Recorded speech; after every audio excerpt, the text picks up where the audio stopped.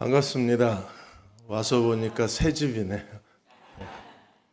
제가 매년 그 부산 CTS 주관으로 프리처 아카데미가 열리는데 여기 부산에 있는 목회자 훈련 프로그램에 옵니다. 그 젊은 목사님들이 저한테 부산 세계로 선교회를 가봤냐고 물어서 아직 못 가봤다 그랬더니 놀라는 표정이었어요. 여태 못 가봤나 하는. 네, 드디어 왔습니다. 근데 새로 건축을 하셨고 하나님께서 이번 특세 동안에 이제 사사기를 말씀을 하실 텐데 왜 이 말씀을 주셨는지 제가 오늘 첫 예배 드리고 알 수 있을 것 같아요. 그래서 1장부터 21장까지 일주일 동안 저희가 다 같이 사사기를 나누고 부산 세계로 선교회에 하나님께서 사사기 깃발을 꽂기를 원하십니다. 그래서 같이 깃발을 꽂으시는 교우 여러분들이 되셨으면 좋겠고요. 오늘 여기 와서 제가 정말 사랑했던 제자 목사가 있었는데 그 누나가 여기 부산에 사는 거 처음 알았고 그 녀석이 제 허락도 없이 일찍 갔네요, 주님께로. 너무 많이 충격을 받아 많이 아팠었거든요.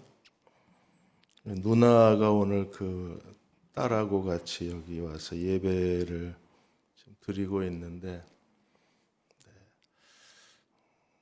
제 생각에는 이 교회 나오면 참 좋지 않을까 생각도 들었습니다. 많이 혹시 나오게 되면 많이 위로해 주시고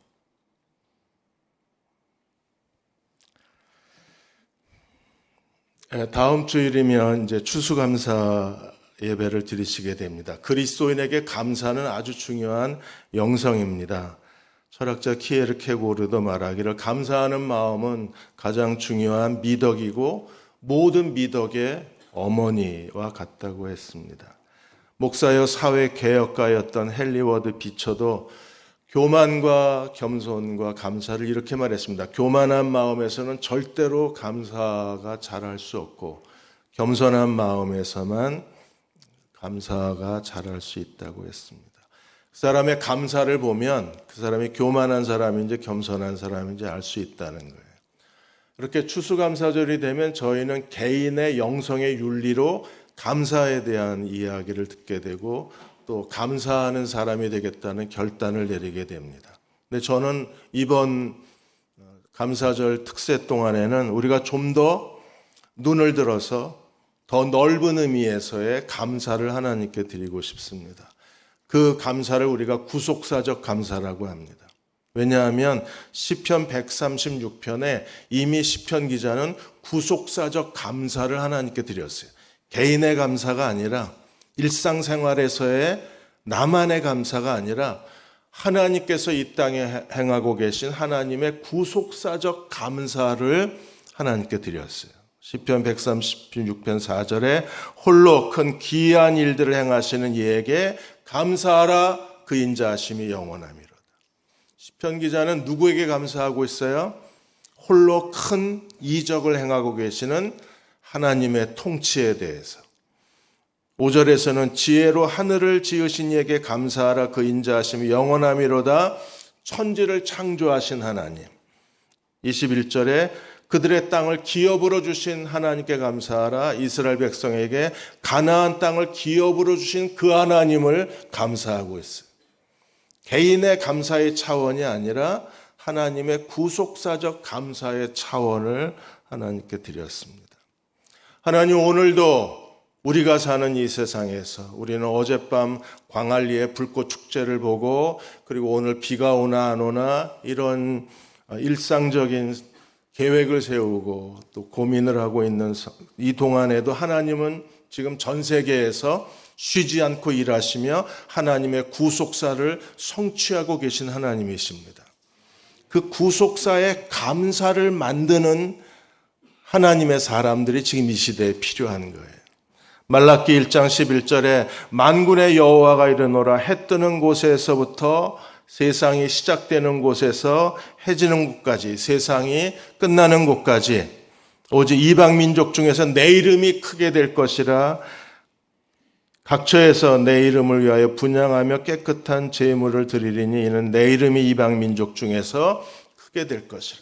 지금도 하나님께서 하고 계신 일이 뭐예요? 내 이름이 이방 민족 중에서 크게 되리라. 2번이나 말씀하셨어요.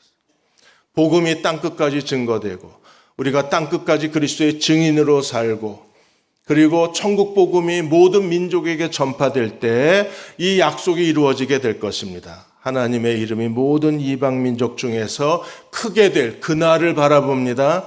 그리고 그날이 이루어질 수 있도록 구속사적 감사를 성취하는 하나님의 종들이 필요한 거예요.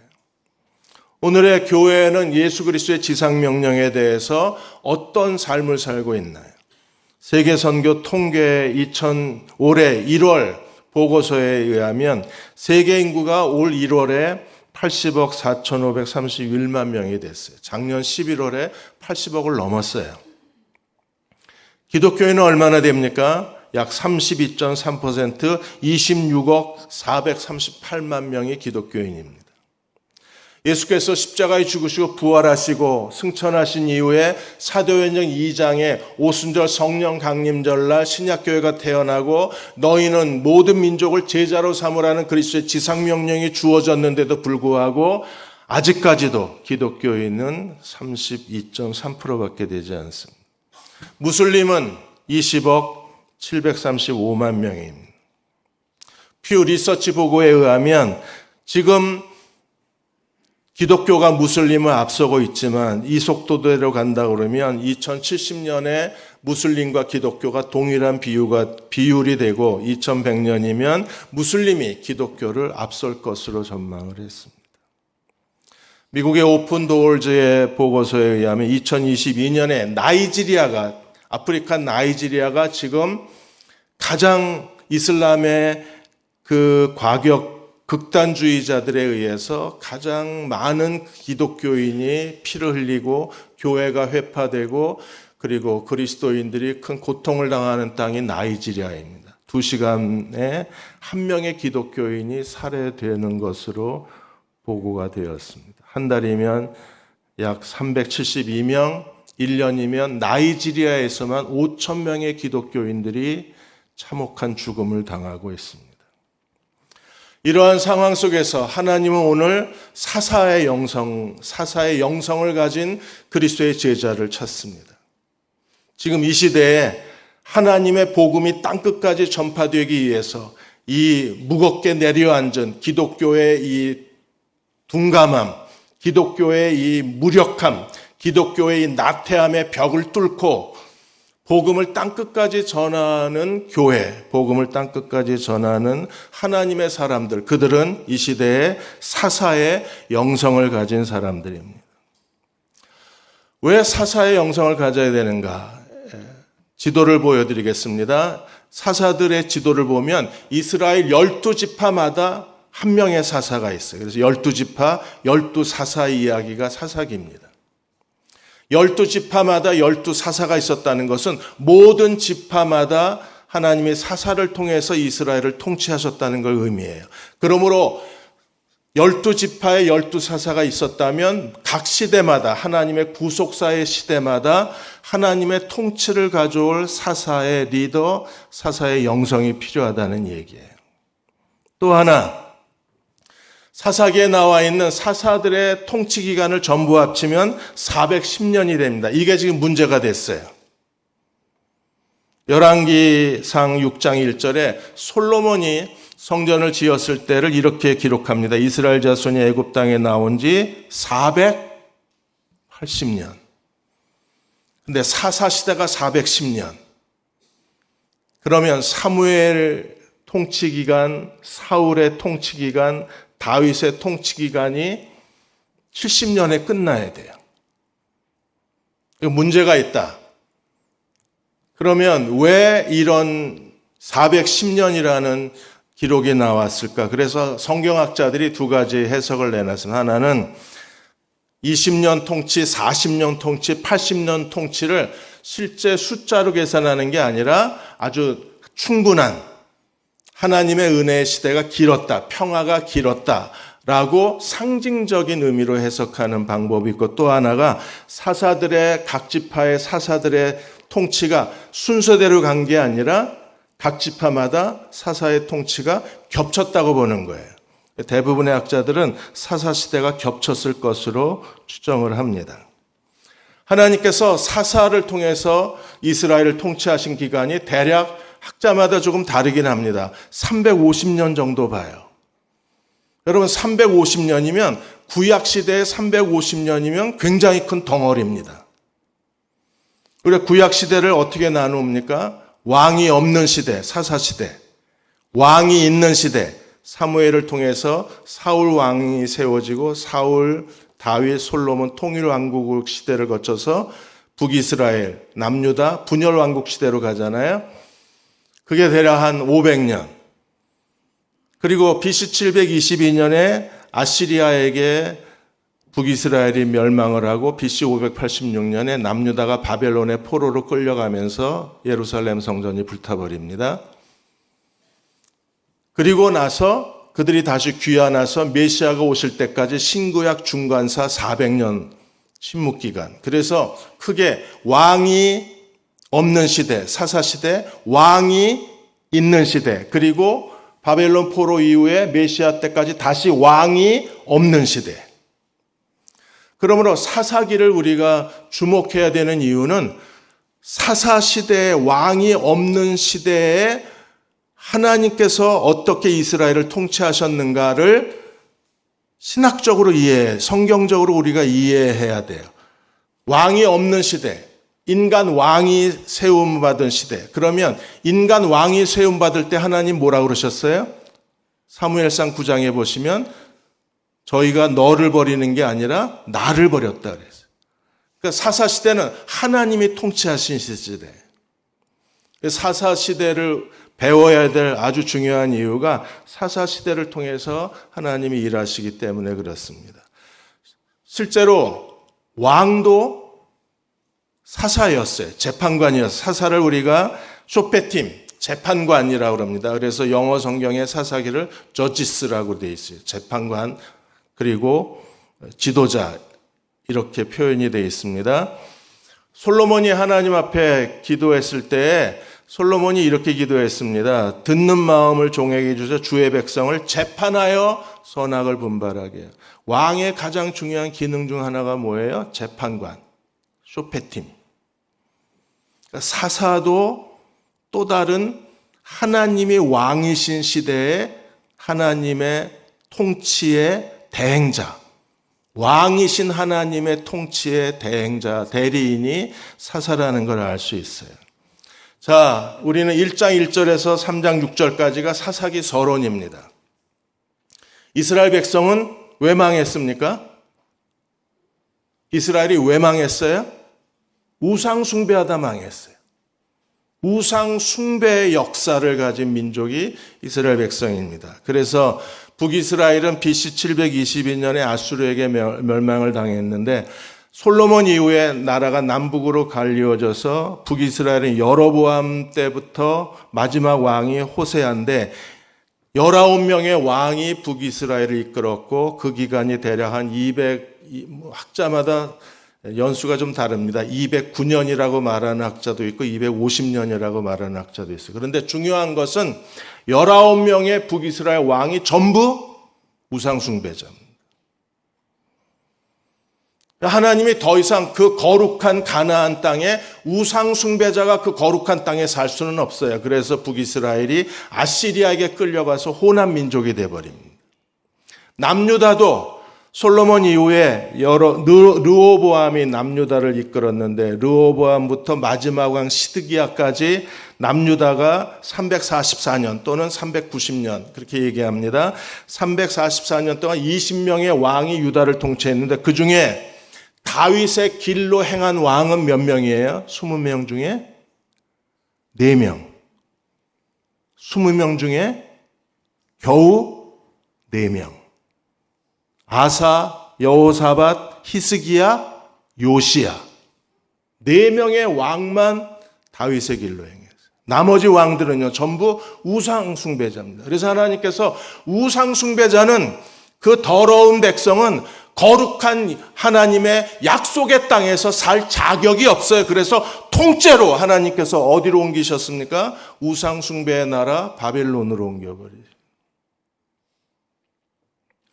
1장에서 가장 중요한 두 지파, 유다 지파, 요셉 지파가 어떻게 사사기를 이끌어갔는가를 우리에게 설명하고 있습니다. 유다 사람들이 이스라엘 백성이 물었어요. 이제 가나안 전쟁을 계속, 정복 전쟁을 계속 가야 되는데 이 전쟁을 누가 이끌어갔으면 좋겠습니까? 하나님 유다 지파가 제일 먼저 유다 지파가 이 전쟁을 이끌라고 명령을 하셨어요.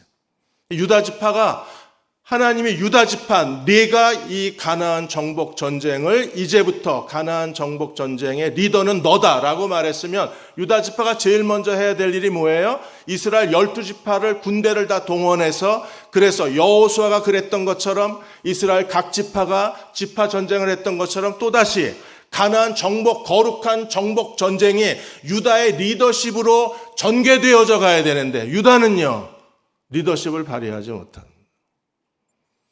겨우 레아가 유다의 어머니잖아요. 레아가 6명의 아들을 낳았고 6명의 아들 낳으신 분 계십니까? 레아의 축복을 받으시기를 축원합니다. 6명쯤은 낳아야죠 아들을. 예, 그 레아 그 자기 엄마에게서 낳은 자기 형제 시므온만 데리고 가요. 시므온만. 유다가 전쟁을 이끌라고 하나님 명령하신데 리더십이 없는 거예요. 역량이 안 되는 거예요. 사람됨이 작은 거예요. 그러니까 겨우 시므온 이끌고 소꿉장난하듯이 전쟁을 이끌어가요. 요셉 지파는요. 아예 요셉 지파는 실패한 지파들입니다. 자, 어떤 일이 일어났나 보십시오. 1장 19절에 여호와께서 유다와 함께 계셨으므로 산지 주민은 쫓아냈지만 골짜기 주민은 못 쫓아냈답니다. 하나님이 함께 하시는데 하나님이 함께 하셨는데 산지는 쫓아내고 골짜기는 못 쫓아냈대. 이게 말이 됩니까? 골짜기는 왜 못 쫓아냈어요? 철병거가 있어서. 아니 하나님이 함께 하시는데 철병거가 있다고 못 쫓아내는 게 하나님이 함께 하시는 겁니까? 이게 유다의 리더십이 절름발이라는 거예요. 유다의 영성이 신앙에 구멍이 뚫린 거예요. 자, 나머지 사람들은 어떻습니까? 21절에 베냐민 자손은 쫓아내지 못했습니다. 27절에 므낫세도 쫓아내지 못하고 29절에 에브라임도 쫓아내지 못하고 30절에 스불론도 쫓아내지 못하고 이거 우리가 다 읽어야 돼요 지금. 31절에 아셀도 쫓아내지 못하고 33절에 납달리도 쫓아내지 못하고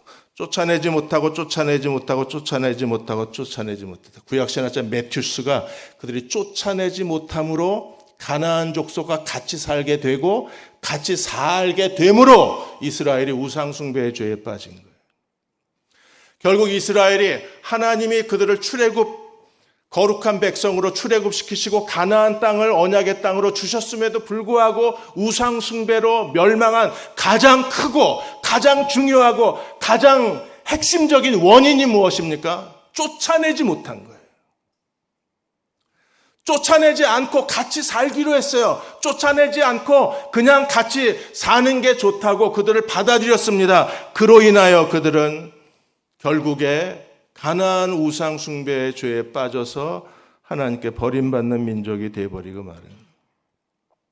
오늘 교회가 쫓아내질 못해요.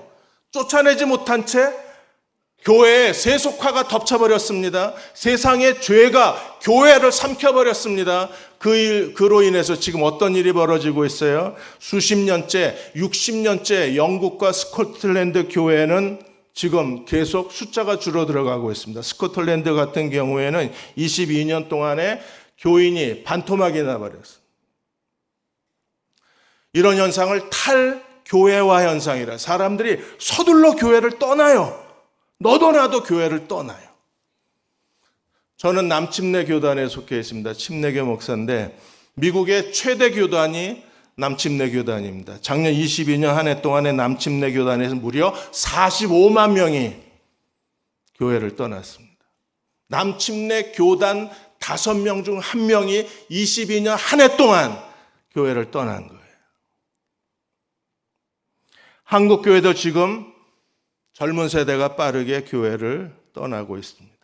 쫓아내지 않음으로 인하여 결국에 그 더불어 살기로 결단한 가나안 족속들로 인해서 가나안 족속들의 우상이 빠르게 이스라엘 전체를 삼켜버린 거예요.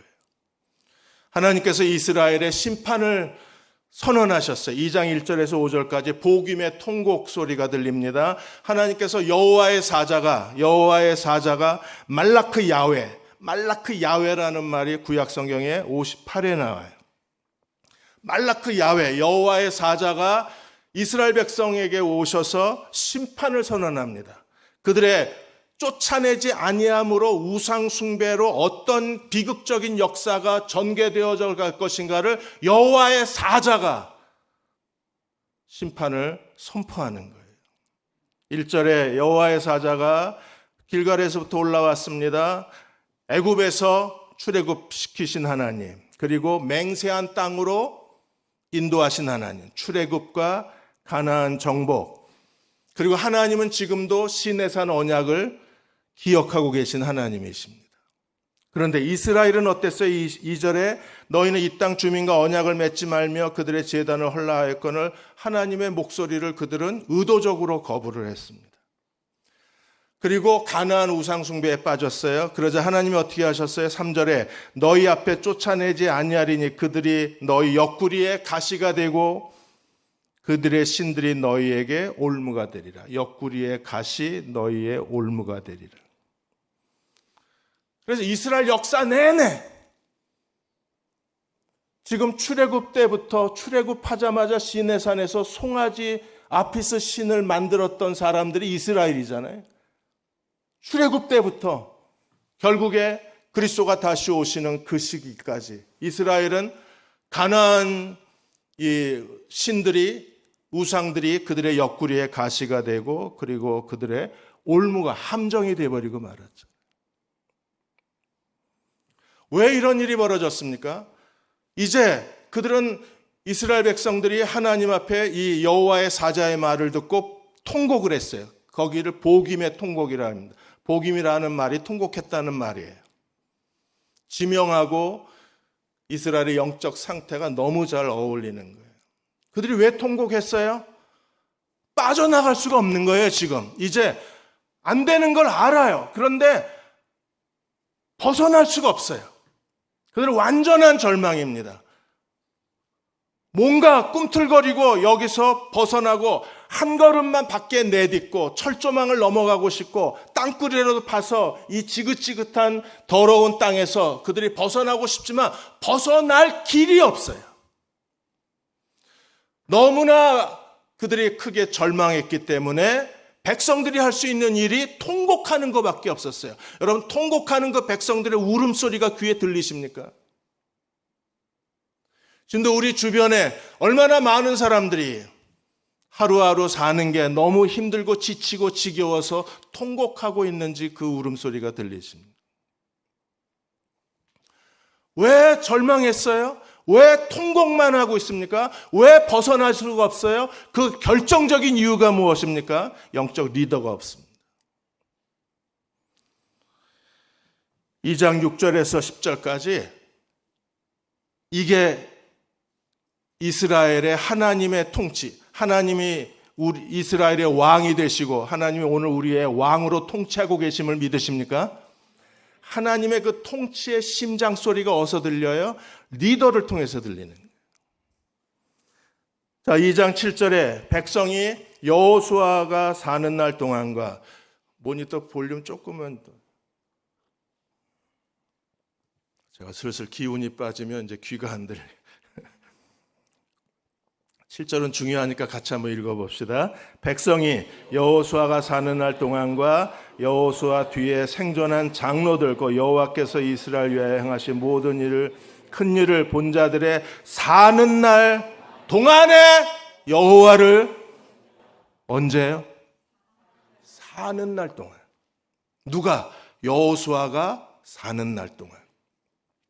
그리고 장로들이 사는 날 동안만 여호와를 섬겼어요. 그들은 누굽니까? 하나님의 행하신 큰 일을 본 사람들. 하나님의 구원과 가나안 정복에 하나님이 행하신 구속사적 큰 일을 목격한 영적 리더들이 살아있는 동안만 하나님을 섬겼어요. 2장 10절에 한 번 더 반복합니다. 같이 읽습니다. 그 세대의 사람도 다 그 조상에게로 돌아갔고 그 후에 일어난 다른 세대 여호와를 알지 못하며 여호와께서 이스라엘에 행하신 일도 알지 못하였다. 세 번째 세대, 제3세대는 어떤 사람들이에요? 무지한 세대입니다. 뭐가 대해서 무지해요?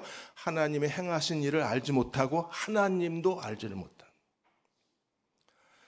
여호수아 세대, 하나님을 섬겼습니다. 장로들의 세대, 하나님을 섬겼습니다. 그들은 누구예요? 하나님을 알고 하나님이 행하신 큰 일을 아는 사람들이 있는 동안에 그들은 하나님을 섬겼습니다. 그런데 제3세대는 없어요. 더 이상 리더가 없어요. 리더십이 붕괴돼 버렸습니다. 영적 리더십이 실종돼 버렸어요. 하나님을 알지도 못하고 하나님이 행하신 큰 일도 알지를 못합니다. 그 리더의 빈자리로 인해서 이스라엘 백성은 빠져나가고 싶어도 그 우상 숭배의 덫에서 빠져나갈 수가 없는 거예요. 완전히 구덩이에 빠진 겁니다. 진흙창에 처박혀버린 거예요. 헨리 블랙가비 목사님이 오늘 현대 교회의 가장 무서운 현상은 영적 리더십이 붕괴된 것이라 그랬습니다.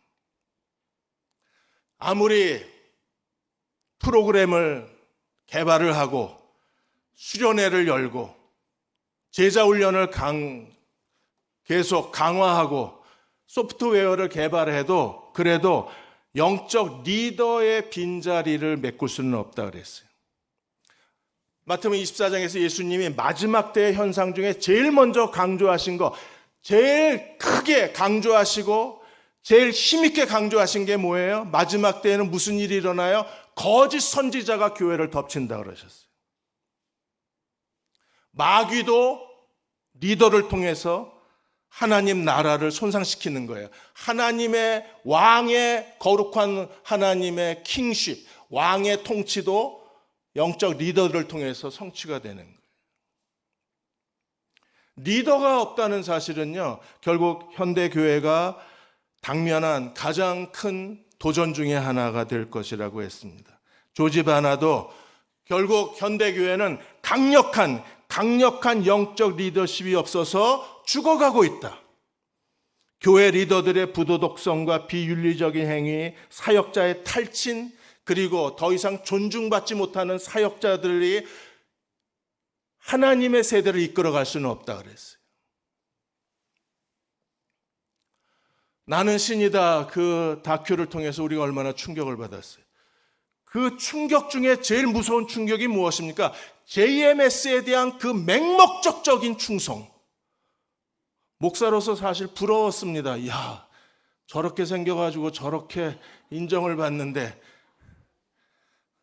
이렇게 생겨가지고 왜 이만희 그 할아버지, 신천지 할아버지, 그 맹목적인 신천지의 충성을 보십시오. 무섭습니다. 죽어가고 있는데도 영생하는 메시아라잖아요. 이제 우리가 상식적으로 볼 때에는 도저히 인정할 수 없는 일들이 그 집단 안에서 일어나요.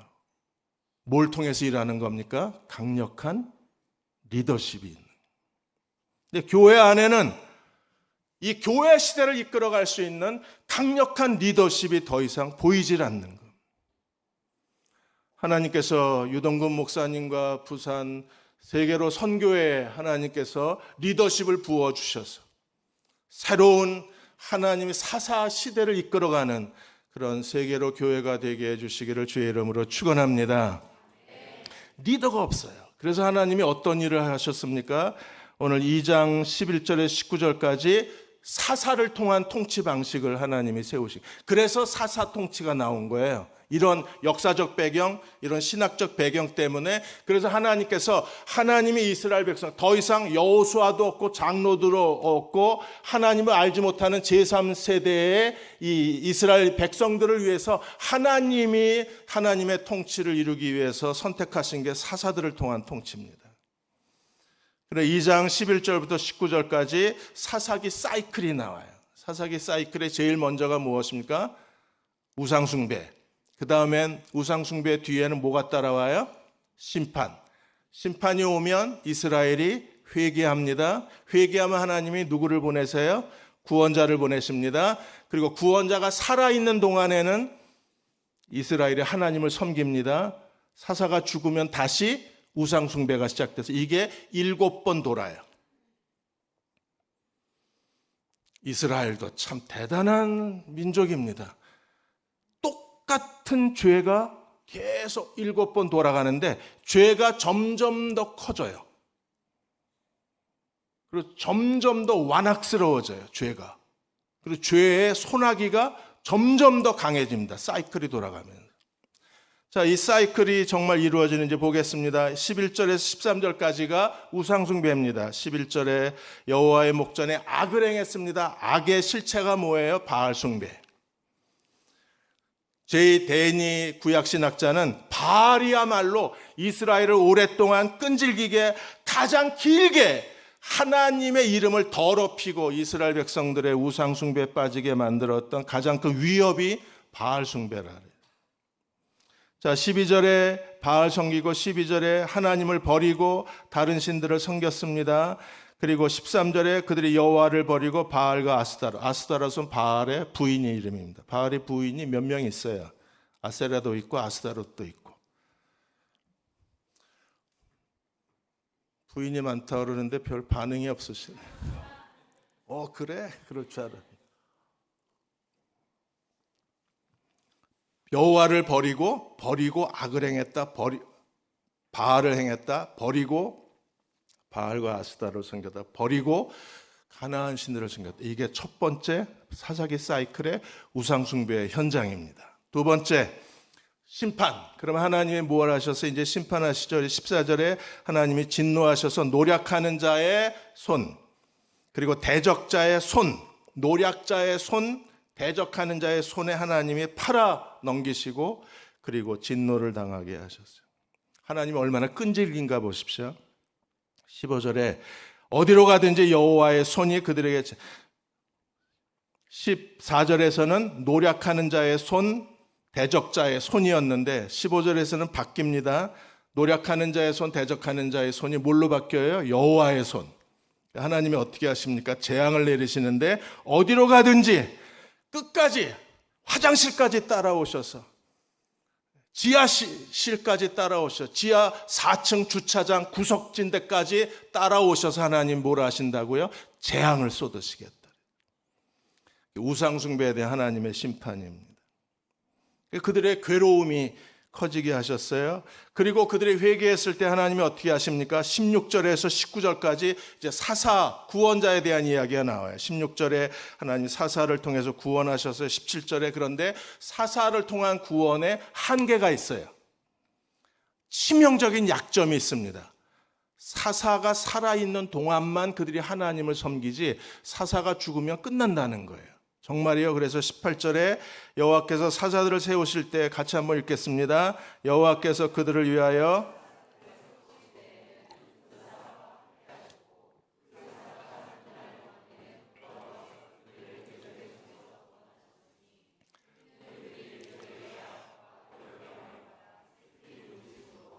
여호와께서 뜻을 돌이키셨음이거늘. 자, 사사를 세우실 때 사사들의 사는 동안에 하나님이 대적에서 구원을 하시고 그들의 평화를 주셨습니다. 그런데 19절에 사사가 죽으면 어떤 일이 벌어져요? 그들이 다시 악을 행하고 배역을 행하고 우상 숭배의 죄에, 이게 계속 반복되는 현상입니다.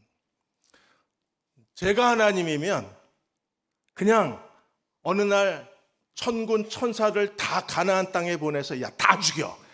그래서 한밤중에 애굽의 장자들을 다 죽인 것처럼 가나안 족속들을 다 진멸해 버렸으면 끝나는 거잖아요.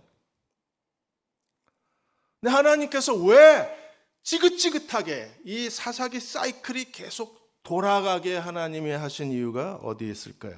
그 네 가지 중요한 이유가 오늘 2장과 3장에서 발견됩니다. 그 첫 번째, 왜 하나님께서 가나안 땅 민족을 남겨두셨어요? 하나님이 남겨두신 게 아닙니다. 누가 남겨놨어요? 이스라엘 백성이 남겨놓은 거예요. 이스라엘 백성이 남겨놓은 가나안 족속을 하나님이 하나님의 섭리로 활용하시는 겁니다. 근데 하나님께서 놀랍게도 내가 남겨놨다 그랬어요. 누가 남겨놨는데? 이스라엘이 남겨놨는데. 우리 봤잖아요, 1장에서. 걔네들이 남겨놨는데 2장에서는 하나님이 내가 남겨놨다 그랬어요. 왜? 이스라엘의 실패를 하나님의 섭리로 활용을 하시는 거예요. 그래서 첫 번째가 2장 22절에 하나님의 도를 지키나 안 지키나 시험하신다.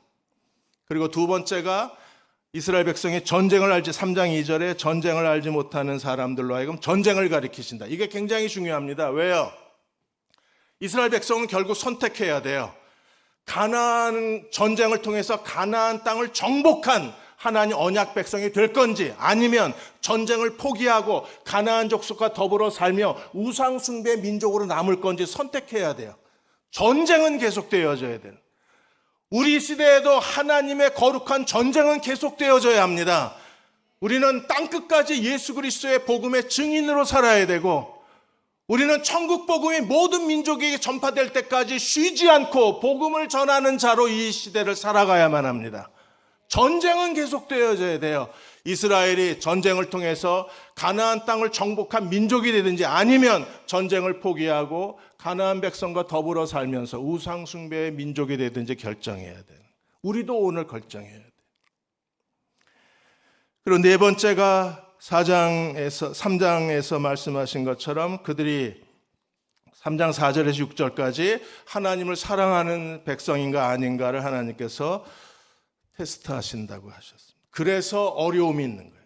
신앙생활 하다가 똑같은 실수, 똑같은 고통, 똑같은 잘못에 우리가 자꾸 넘어지는 이유가, 저도 아이가 셋이 있는데 제 동생들의 아이를 저희 아내가 이제 저와 같이 입양을 해서 세 아이를 키웠는데, 세 놈이 다 똑같은 상태가 되는 거예요. 한 놈 지나가니까 또 그 다음 놈이 또 똑같은, 그놈 좀 잠잠해지니까 또 완전 사사기예요. 우리 집은 자식들의 사사기. 왜 그런 일이 이루어져요? 하나님이 시험하시고 가르치시고 우리로 하여금 하나님을 사랑하는 법을 배우게 하시는 거예요. 그런데도 불구하고 이 어려움 때문에 밀려나는 많은 성도들이 있습니다. 코로나가 끝나고 나서 한국 교회에 떠오르는 하나의 또 다른 신드롬이 있는데, 그게 교회를 떠도는 성도, 플로팅 크리스찬들이 점점 많아져서 목회 데이터 연구소의 설문조사에 의하면 30%, 한국 교인의 30%가 떠돌이 교인, 플로팅 크리스찬입니다. 떠돌이 교인은 그냥 어느 한 교회에 정해놓고 가는 게 아니라 오늘 이 교회, 내일은 저 교회, 온라인 예배도 2군데, 3군데. 저도 이제 은퇴하고 나서 주일 사역이 없을 때에는 주일 예배를 오전 7시부터 오후 2시까지 드립니다. 이 교회, 저 교회 다니면서. 저도 플로팅입니다.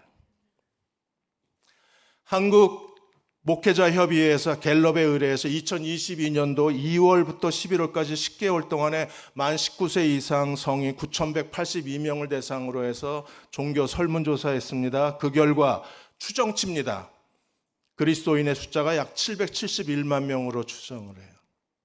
많이 줄었죠. 771만 명 중에 교회 안 나가는 가나안 성도, 가나안 성도가 무려 226만 명.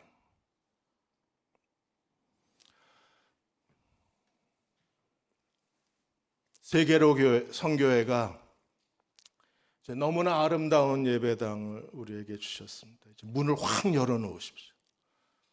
부산에 있는 가나안 성도는 다 여기에 와서 회복할 수 있도록 여러분들이 무릎을 꿇으십시오.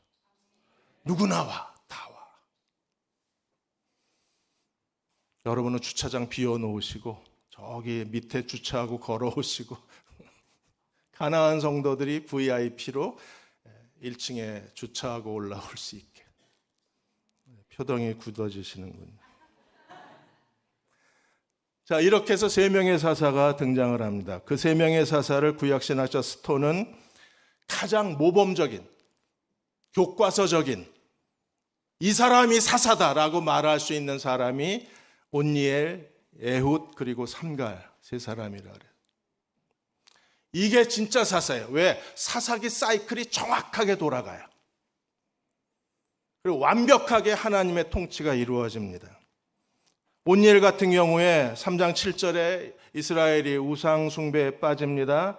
2장 11절에서 23절의 골격이 그대로 이 공식이 사사기 사이클 공식이 그대로 온니엘에게 적용이 돼서 그래서 하나님을 잊어버리고 그들이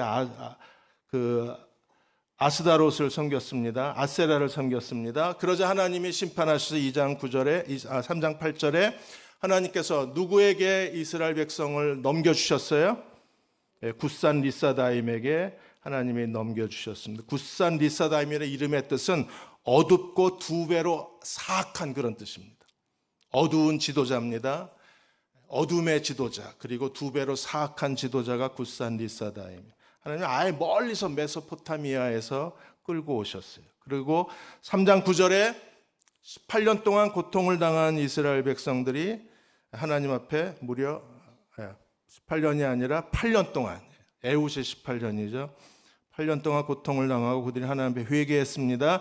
회개하자 중요한 원칙이 하나 있어요. 사사기를 보시면 이스라엘 백성이 하나님이 진노하시고 재앙을 주셨을 때 그 고통 때문에 회개하고 부르짖으면 사사를 세우지만 이스라엘이 회개하지 않으면 하나님이 사사를 못 세워요. 기도하지 않으면 하나님이 아무것도 하실 수 없는 거예요. 전능하신 하나님이시지만 이스라엘을 능히 메소포타미아 굿산 리사다임의 억압에서 이스라엘을 건져내실 수 있는 분이시지만 이스라엘이 하나님 앞에 부르짖지 않으면 하나님이 구원자를 못 보내세요. 근데 아직은 교과서적입니다. 그래서 그들이 부르짖었습니다. 나중에 기도원 시대로 넘어가면 아예 기도를 안 합니다. 삼손 시대에는 아예 기도가 멈춰버려요. 사사기 사이클이 작동을 안 해요.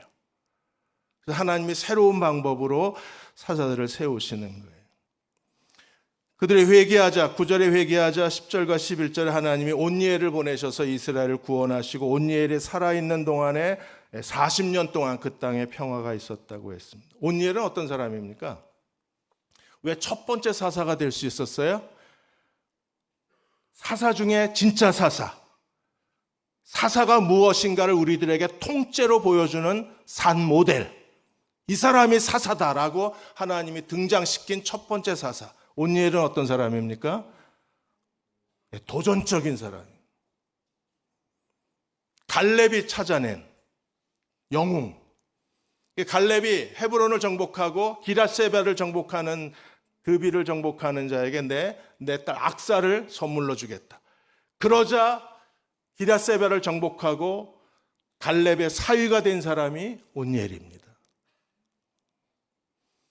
적어도 안악 자손이 지배하고 거인들의 자손이 지배하고 철병거가 갖추어져 있던 그 거대한 가나안 족속과 더불어 싸워서 하나님의 승리, 가나안 전쟁의 영웅, 가나안 전쟁의 승리의 한 부분을 채워놓을 수 있었던 사람이 온니엘이에요. 오늘 이 시대에도 온니엘처럼 하나님의 이 시대의 가나안 영적 전쟁, 복음을 땅끝까지 증거하는 그리스도의 지상명령을 위해서 하나님께 쓰임받고자 하는 갈망을 가진 사람들이 이 시대에 필요한 거예요.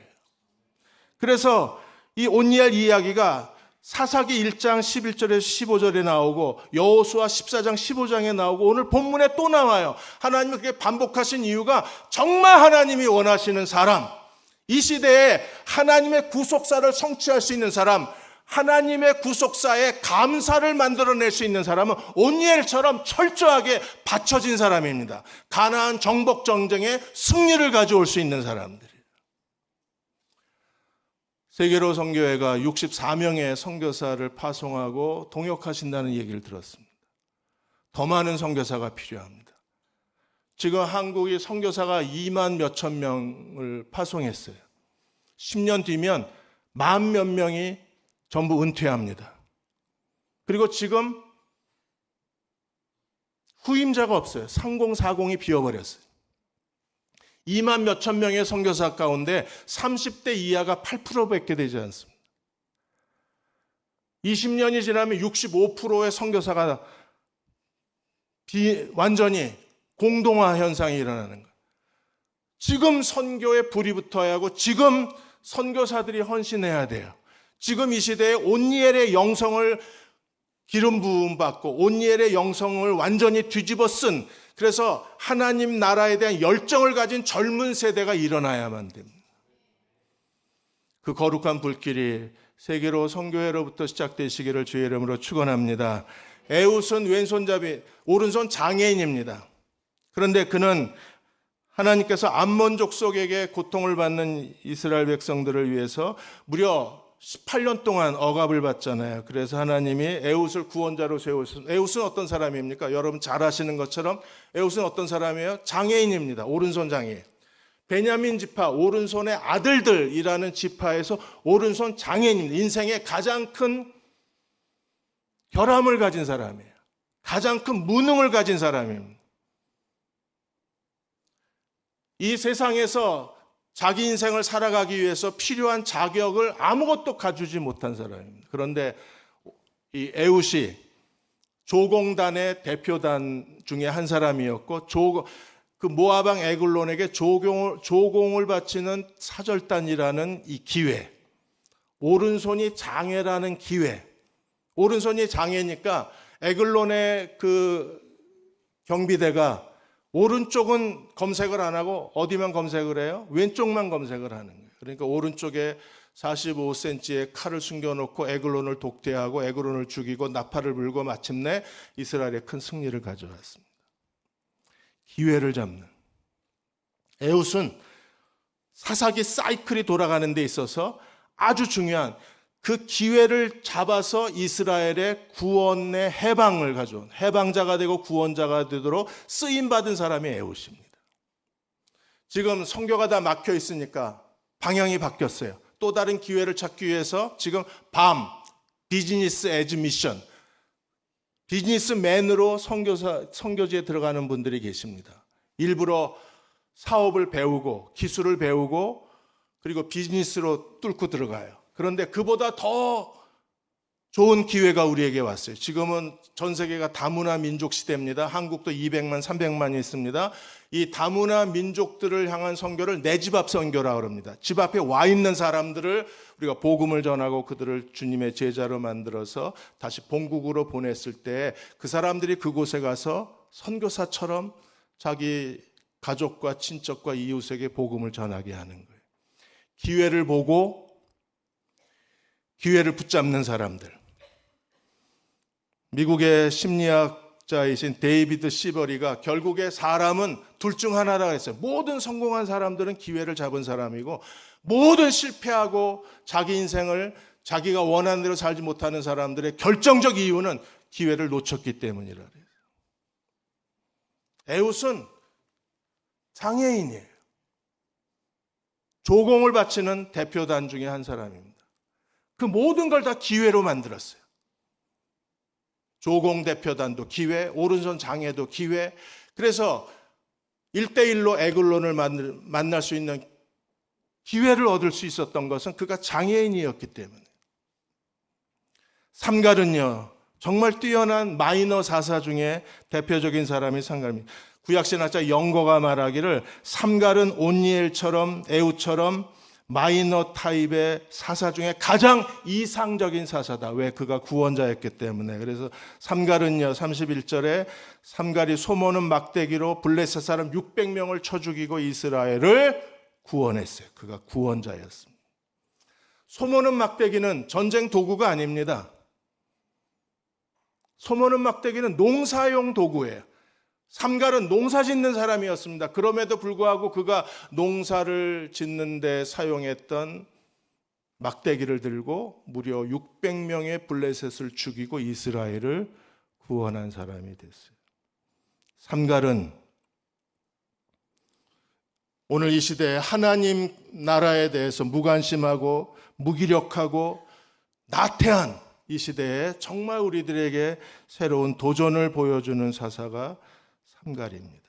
그는 어떻게 하든지 내 손에 가지고 있는 것을 가지고, 그게 전쟁용 무기로서는 적합하지 않음에도 불구하고 그걸 휘둘러서 600명을 죽이고 이스라엘을 구원할 수 있었던 사람이 오늘 이 시대에 우리에게 필요한 거예요. 그런 도전, 그런 열정, 그런 뜨거움, 그런 간절함. 지금 젊은 세대들은 부흥을 경험하지 못했어요. 한국이 80년대, 90년대 부흥이 휩쓸고 갔을 때 우리가 다 그 뜨거운 부흥을 체험하고 헌신한 사람들이 지금 부흥이 죽어 있어요. 더 이상 부흥을 경험하지 못한 세대들이 점차 교회를 빠져나가고 있습니다. 교회를 벗어나고 있는 거예요. 오늘 부산 세계로 선교회, 우리 이름 자체가 선교회잖아요. 우리는 달라요. 어디서나 볼 수 있는 교회하고 달라요. 달라야 돼요. 여기서 부르짖음이 멈춘 이 세대 가운데에서 다시 여호와를 향한 부르짖음이 시작돼야 합니다. 우리가 부르짖을 때 하나님이 이 시대에 온니엘과 에욱과 삼가 같은 사사들을 세우실 것이고, 그 사사들을 통해서 하나님께서 우리 시대에 하나님의 구속사를 성취해 가실 수 있을 겁니다. 부산에서부터 하나님의 거룩한 부흥의 불길이 다시 불붙기 시작하는 세계로 선교회가 되시기를. 여기 이상한 거 많어. 세계로 자가 붙은 게 너무 많아. 세계로 선교회가 되시기를 주의 이름으로 축원합니다. 기도하겠습니다.